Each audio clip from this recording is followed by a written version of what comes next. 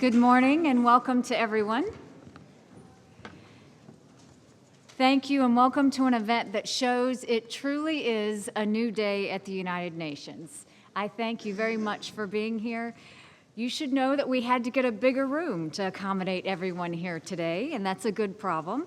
And that is one of the greatest signs of hope for the United Nations that we've seen since I've been here. The Declaration of Support for United Nations Reform began as a way to give momentum to Secretary General Guterres' efforts to bring greater efficiency, accountability, and transparency to the UN. We thought that having member states put their names on a document would help ensure that these goals don't remain just words, but become a part of the culture of the UN. The response that we've had has been nothing short of fantastic. 128 nations have signed on to the declaration as of this morning, and we're still counting. That is a supermajority. I thank our co-hosts today, our friends from Canada, Germany, Indonesia, Japan, Jordan, Niger, Rwanda, Senegal, Slovakia, Thailand, the United Kingdom, and Uruguay. Most of all, I thank all of you. The fact that so many are committed to seeing the United Nations succeed is gratifying. It is a sign not only that change is desperately needed, but that it will be achieved. You are the reason change is coming to the UN. It is now my honor to introduce someone who is no stranger to change. Donald Trump has a businessman's eye for seeing potential, and he sees great potential, not just in this reform movement, but in the United Nations itself. He shares your commitment to creating a more effective advocate for peace, security, and human rights. We are deeply grateful he has taken the time to be with us today. Ladies and gentlemen, President Donald J. Trump. Well, thank you very much. Thank you. I actually saw great potential right across the street, to be honest with you, and it was only for the reason that the United Nations was here that turned out to be such a successful project. So I want to thank you, Ambassador Haley, for your introduction and for your steadfast advocacy for American interests on the world stage.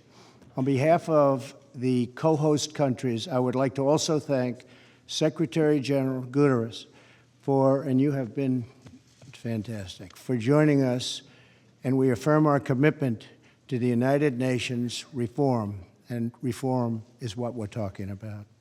I applaud the Secretary General for laying out a vision to reform the United Nations so that it better serves the people we all represent.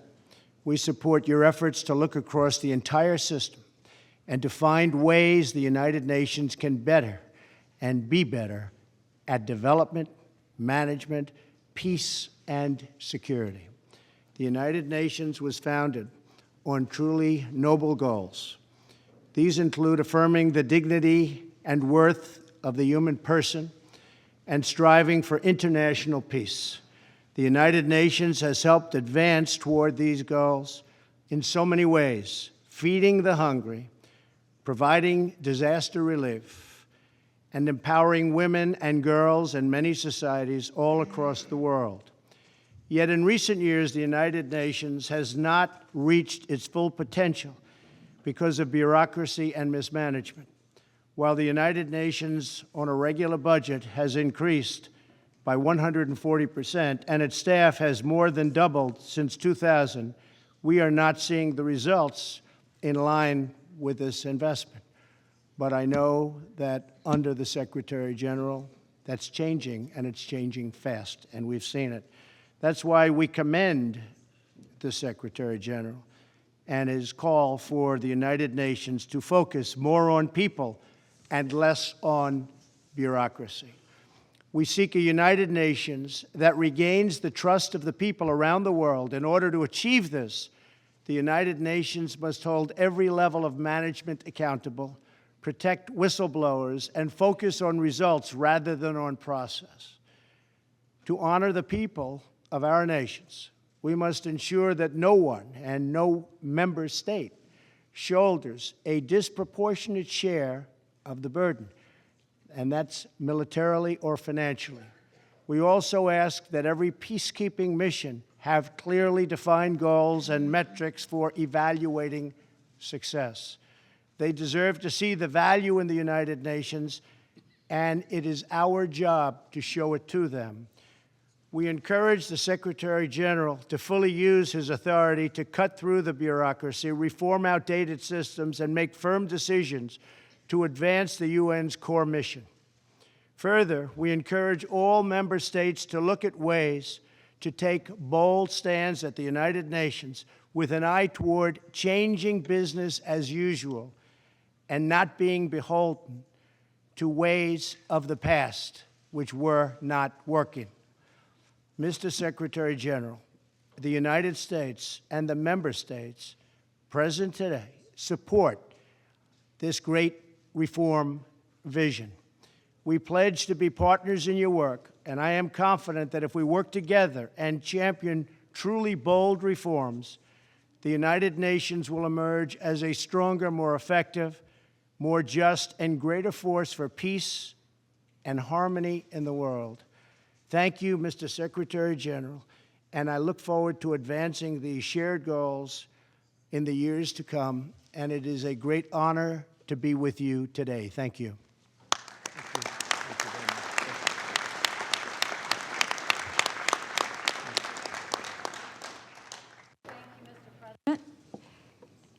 I came to the United Nations about the same time as the Secretary General. He and I share a mission to find value in the UN. We share the goal of a better United Nations, not a cheaper UN or a more expensive UN, not a smaller one or a bigger one, a better United Nations, an organization with the trust and the capability to deliver on its mandate to promote peace, security, and human rights.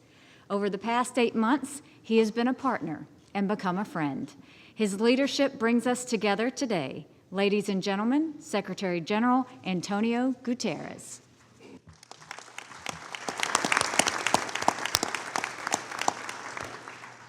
Mr. President, thank you very much for your engagement and your support.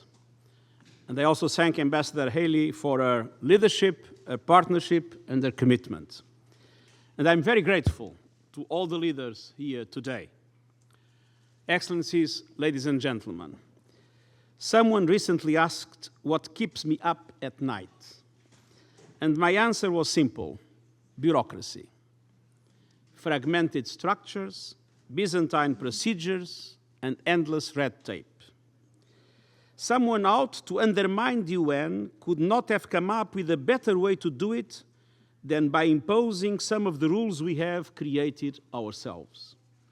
I even sometimes ask myself whether there was a conspiracy to make our rules exactly what they need to be for us not to be effective.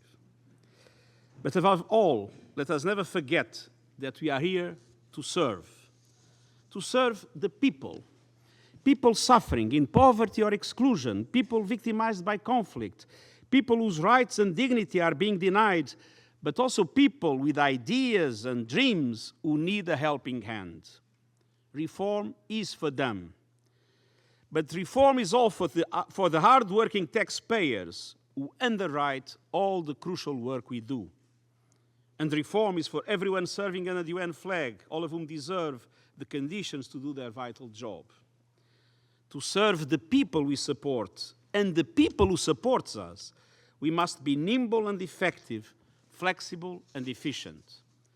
And we must do so keenly aware of our obligation to live up to the values of the United Nations Charter. Together, we are making progress on a broad and bold reform agenda to strengthen the United Nations. We have launched a game-changing strategy to end sexual exploitation and abuse.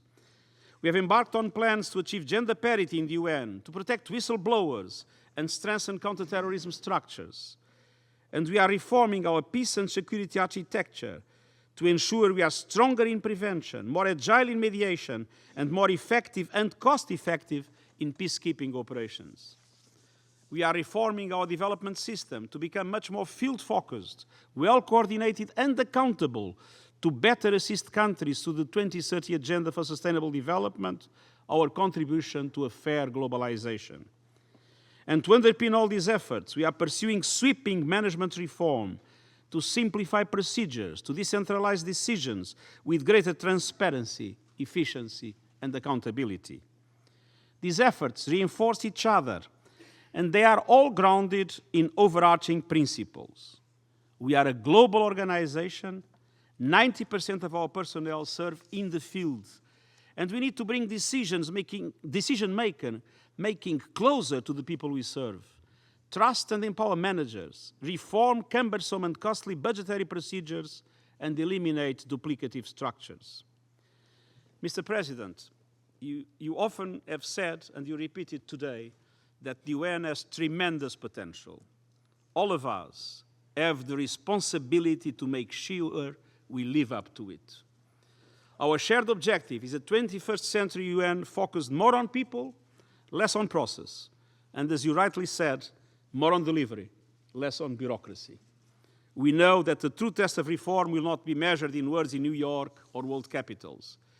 It will be measured through tangible results in the lives of the people we serve and the trust of those who support our work through their hard-earned resources. Value for money, while advancing shared values, that is our common goal. And I thank you very much for your support for these vital efforts. Mr. President, many thanks.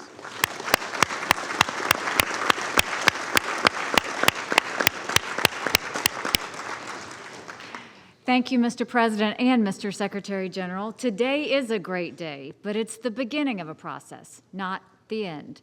There are 193 members of the United Nations. That means there are about 70 member states out there that have not yet signed the Declaration of Support for United Nations reform.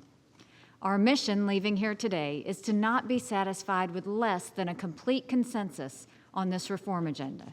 We are always stronger when we speak with one voice, and the future of this institution is worth the extra mile. Our goal is to convince the delegations that have not yet signed the Declaration to join the effort for a more efficient, accountable, and transparent UN.